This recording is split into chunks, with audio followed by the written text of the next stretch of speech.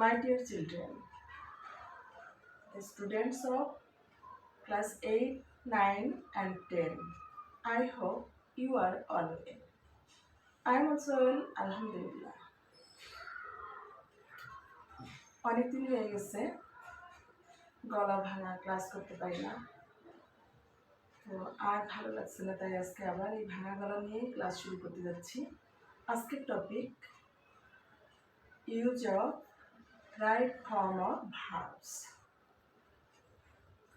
যারা টেন্স ভালো করে শিখেছ, আই হোপ তারা রাইট ফর্ম অফ ভার্বস পারবে, কারণ এগুলো বেশিরভাগই টেন্স অনুযায়ী করতে হয়।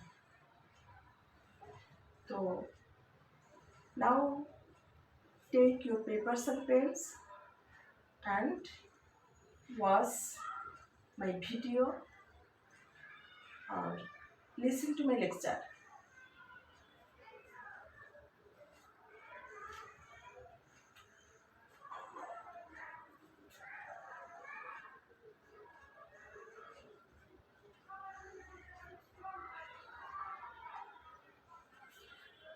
আগে বলছি এগুলো আমি ফার্স্টে এক্সাম্পল দিয়ে শুরু করব, পরে আমি একটা করে কোনটা কোন টেন্সে আছে সেটা বুঝিয়ে দেব।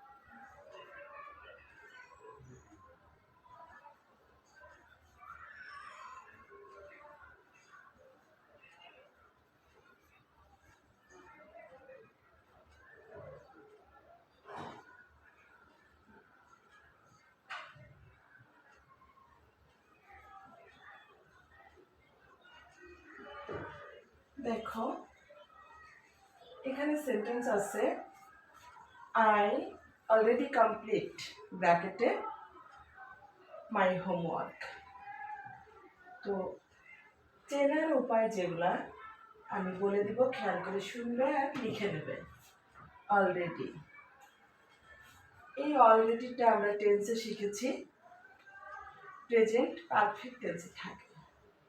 সিম্পটম তখন বলেছিলাম টেন্স করানোর সময় যে already, recently, just, just now, immediately, এগুলো প্রেজেন্ট পারফেক্ট টেন্সের সেন্টেন্স চেনার উপায়।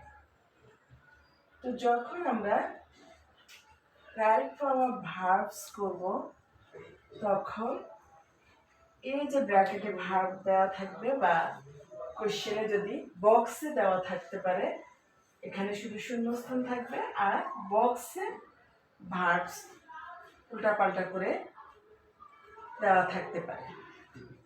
তখন তোমরা কোন ভার্বটা বসাবে এবং এটা কোন টেন্সে আছে সেন্টেন্সটা, সেটা বুঝতে হলে সিম্পটমগুলো খুঁজে নেবে। যেমন এখানে তাহলে আমরা তৈরি করব প্রেজেন্ট পারফেক্ট টেন্সের অক্সিলারি ভার্ব নেব আই এর পরে, অর্থাৎ সাবজেক্ট হচ্ছে আই, অক্সিলারি ভার্ব আই এর সাথে হ্যাভ যাবে।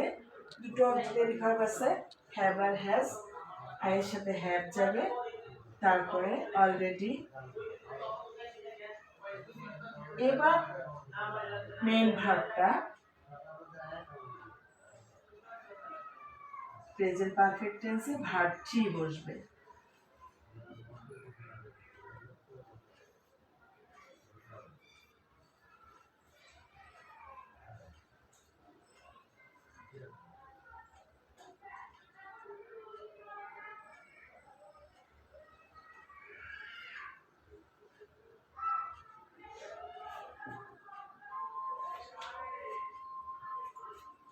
নেক্সট সেন্টেন্সে আসি আমরা।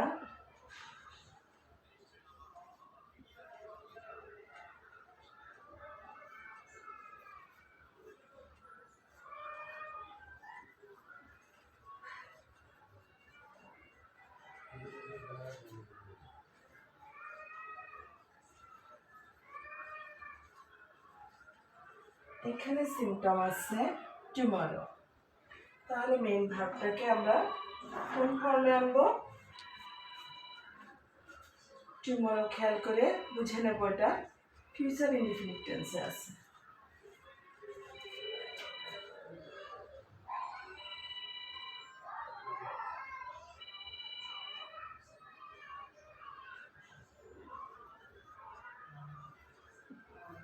ফিউচার ইনডিফিনিট টেন্সে দুটো অক্সিলারি ভার্ব থাকে, একটা শ্যাল একটা উইল। আমরা আগে শিখেছিলাম টেন্সের সময় যে সাধারণত এখন শ্যালের ব্যবহারটা হয় না, তো আমরা সেজন্য উইল ইউজ করব, অর্থাৎ সি এর পরে উইল, তারপরে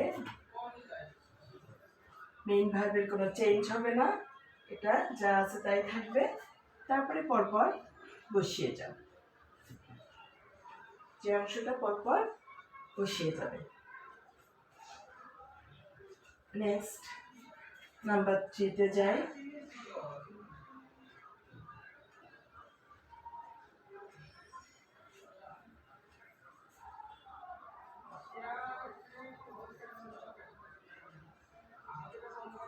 এখানে আমি একটা অক্সিলিয়ারি ভার্ব ব্যবহার করে দিলাম, ব্র্যাকেটে দিয়ে দিলাম মেইন ভার্ব প্লে,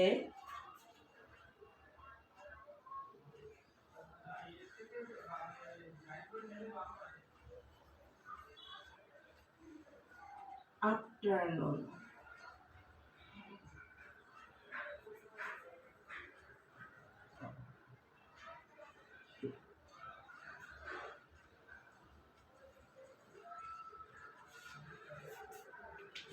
There ব্র্যাকেটে প্লে লাস্ট আফটারনুন। তো এখানে আমরা টেন্স কিভাবে চিনব? লাস্ট আফটারনুন আছে, এটা পাস্ট ইনডিফিনিট টেন্সেও হতে পারে, পাস্ট কন্টিনিউয়াসও হতে পারে, কিন্তু আমরা দেখব এখানে সহজেই পেয়ে যাচ্ছি অক্সিলারি ভার্ব দেওয়া আছে ওয়্যার। এটা খেয়াল করে চিন্তা করলেই তোমরা বুঝতে পারবে যেটা ফার্স্ট কন্টিনিউয়াস টেন্সের অক্সিলারি ভার্ব। তাহলে অফকোর্স এখানে শুধু মেইন ভার্বের সাথে একটা আইএনজি যোগ হবে, তাহলে তোমার সেন্টেন্স কমপ্লিট।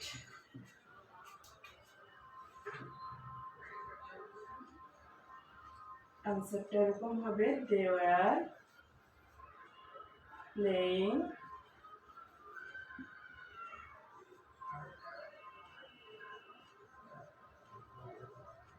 ফুটবল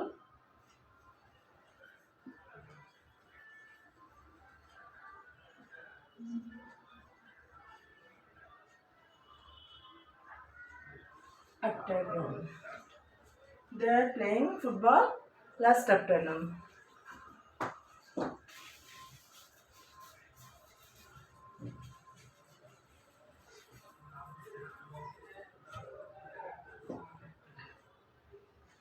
আচ্ছা, এখন আমরা উপরের সেন্টেন্সগুলি মুছে দেই, মুছে অন্য সেন্টেন্সে যাই।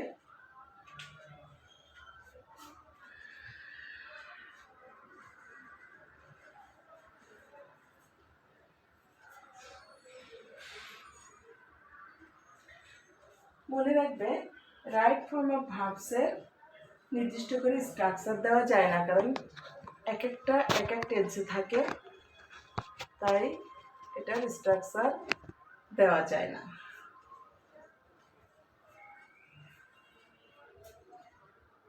Now dash the board.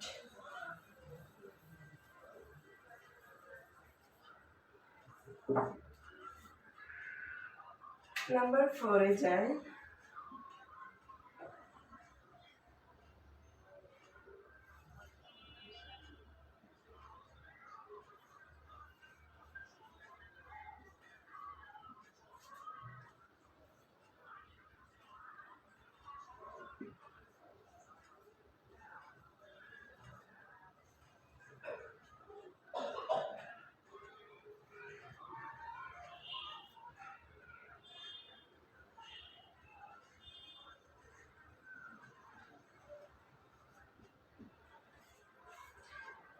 কি লিখলাম? I drink milk and tea every morning. প্রত্যেকদিন সকালে আমি কি পান করি? দুধ এবং চা। তো এখানে সিম্পটম এভরি মর্নিং, অর্থাৎ যে কাজটা প্রতিনিয়ত বা প্রত্যেকদিন হয়, প্রত্যেকদিন করা হয়ে থাকে, ঘটে থাকে, সাধারণভাবে অথবা ইউনিভার্সাল ট্রুথ হয় বা হ্যাবিচুয়াল ট্রুথ হয়, সেগুলো হচ্ছে প্রেজেন্ট ইনডিফিনিট টেন্স। তাহলে এখানে আমরা কি খুঁজে পেলাম? Tense, present indefinite tense. তাহলে খেয়াল করব সাবজেক্ট কি আছে। সাবজেক্ট আছে ফার্স্ট পারসন সিঙ্গুলার নাম্বার, অতএব ভার্ব যা আছে তাই বসে যাবে। শুধুমাত্র সাবজেক্ট যখন থার্ড পারসন সিঙ্গুলার নাম্বার থাকবে তখন চেঞ্জ হবে ভার্বটা। তো এখন আমরা এটাকে কোনো চেঞ্জ করব না, শুধু অ্যান্সারটা লিখবে কি, ব্র্যাকেটটা সরাই দিলেই অ্যান্সার কমপ্লিট। অর্থাৎ তোমরা যখন লিখবে তখন তোমরা শুধু ব্র্যাকেটটা দিবে না, কোশ্চেনে থাকবে, কিন্তু তোমরা অ্যান্সারটা লেখার সময় ব্র্যাকেট দিবে না।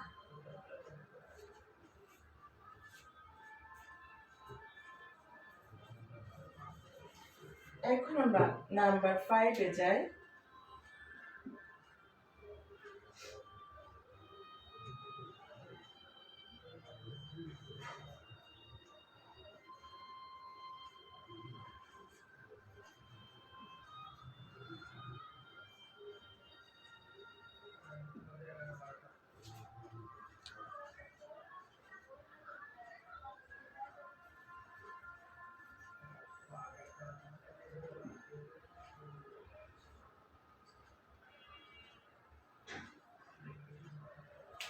Next sentence, it has been bracketed rain for an hour, অর্থাৎ 1 ঘন্টা যাবত বৃষ্টি হচ্ছে। তো এখানে সিম্পটম আমাদের রয়েছে ফর বা সিন্স যুক্ত সেন্টেন্স হচ্ছে প্রেজেন্ট পারফেক্ট কন্টিনিউয়াস টেন্সের ক্ষেত্রে হয়, আর হ্যাজ বিন অক্সিলিয়ারি ভার্ব দেওয়া আছে। তাহলে অক্সিলিয়ারি ভার্ব দেওয়া থাকলেই আর ফর বা সিন্স থাকলেই একেবারে সহজে চেনা যায় এটা প্রেজেন্ট পারফেক্ট কন্টিনিউয়াস বা ফিউচার পারফেক্ট কন্টিনিউয়াস অথবা পাস্ট পারফেক্ট কন্টিনিউয়াস। তো এখানে যেহেতু হ্যাজ বিন আছে, এটা প্রেজেন্ট পারফেক্ট কন্টিনিউয়াস টেন্সে আছে।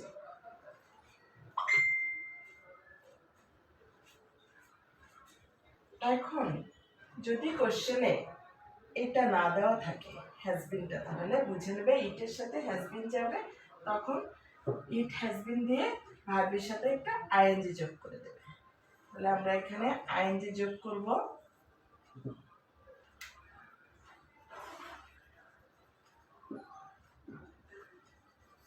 আর অ্যান আওয়ারটা এখানে আমরা নিয়ে চলে গেলাম।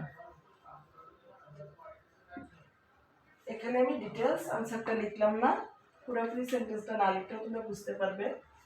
আর যদি না বুঝতে পারো তাহলে আবার একটু ভিডিওটা দেখে নেবে। নেক্সট আমরা আরেকটা সেন্টেন্সে যাই।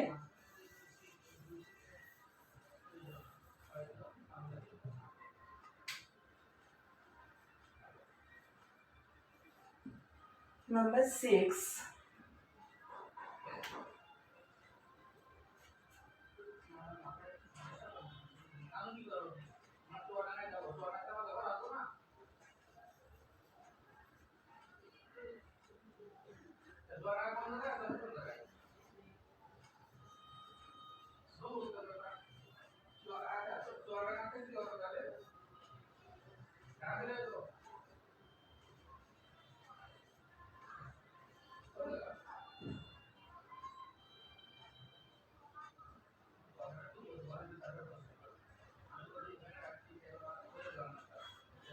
এখানে দেখো এই সেন্টেন্সে সিম্পটম আছে অক্সিলিয়ারি ভার্ব উইল বি। তো আমরা টেন্স শেখার সময় শিখেছিলাম যে উইল বি শ্যাল বি থাকে হচ্ছে ফিউচার কন্টিনিউয়াস টেন্সে, অফকোর্স এখানে তাহলে ভার্বের সাথে একটা আইএনজি যোগ হবে। এই সেন্টেন্সটা রাইট ফর্ম অফ ভার্ব কি হবে, এই যে ভার্বের সাথে একটা আইএনজি যোগ করবে। তোমরা লেখার সময় পুরোপুরি সেন্টেন্স লিখবে, কারণ পরীক্ষার সময় এই রাইট ফর্ম অফ সেন্টেন্স ভার্বসের সেন্টেন্সগুলো পুরোপুরি লিখতে হয়।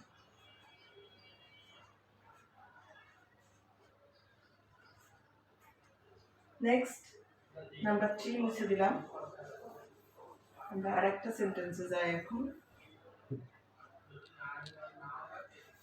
রাইট ফর্ম অফ ভার্বসে ভ্যারাইটি সেন্টেন্স থাকবে, তাই আমি এখানে এই টেন্স ছাড়া অন্যরকম নিচ্ছি। নেগেটিভ ইন্টারোগেটিভ থাকতে পারে।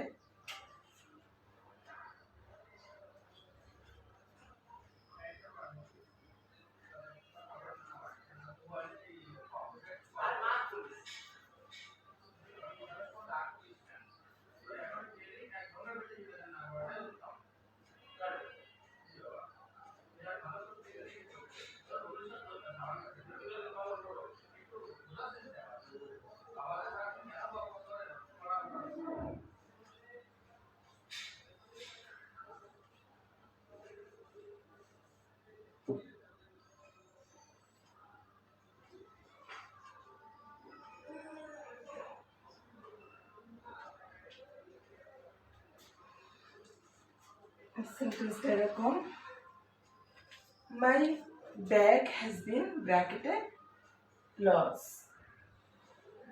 যদি এটাকে আমরা রাইট ফর্ম অফ ভার্বস তৈরি করতে চাই, তাহলে এটা প্যাসিভ ফর্ম করতে হবে, অর্থাৎ ভার্বের পাস্ট পার্টিসিপল করতে হবে, কারণ এখানে প্যাসিভ ভয়েসে সেন্টেন্সটা রয়েছে। মাই bag has bin lost.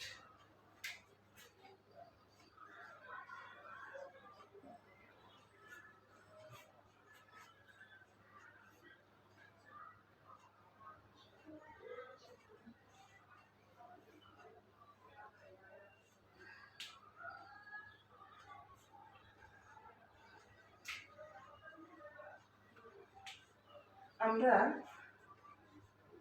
Voice change করার সময় কোয়াসি প্যাসিভ করি নাই। আজকে আমি রাইট ফর্ম অফ ভার্বসের মধ্যে দু একটা কোয়াসি প্যাসিভ সেন্টেন্স দিয়ে দিচ্ছি। যেমন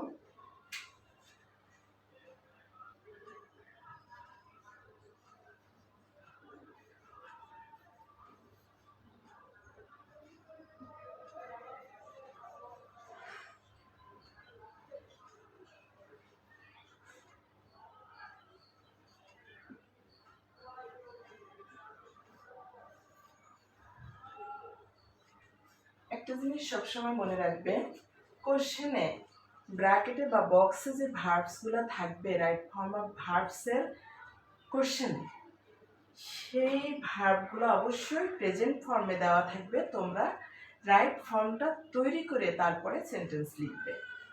অফকোর্স তোমাকে বুঝে এভাবে লিখতে হবে। এই সেন্টেন্সটা যখন আমরা দেখব, তখন এটা বুঝে নেব যে এটা কোয়াসি প্যাসিভ সেন্টেন্স রয়েছে। কোয়াসি প্যাসিভে ব্র্যাকেটে ভার্ব দেওয়া আছে ফিল, এটাকে আমরা পাস্ট পার্টিসিপল করব। তাহলে এটাকে লিখব ফেল্ড।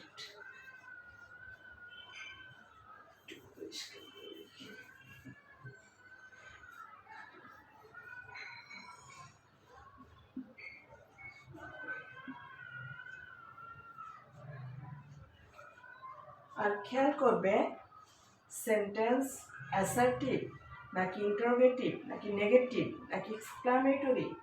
অবশ্যই অ্যাসার্টিভ সেন্টেন্সে ফুল স্টপ দিবে লাস্টে, এক্সক্লামেটরি সেন্টেন্সে লাস্টে এক্সক্লামেশন মার্ক দিবে, ইন্টারোগেটিভ সেন্টেন্সে কোশ্চেন মার্ক বা ইন্টারোগেশন মার্ক দিবে, আর নেগেটিভ সেন্টেন্সে ফুল স্টপ দিবে।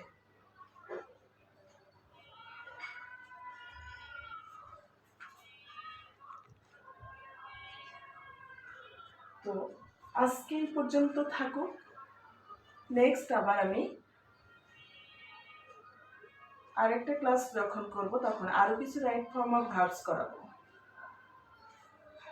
তো সবাই ভালো থাকো, আল্লাহ হাফেজ।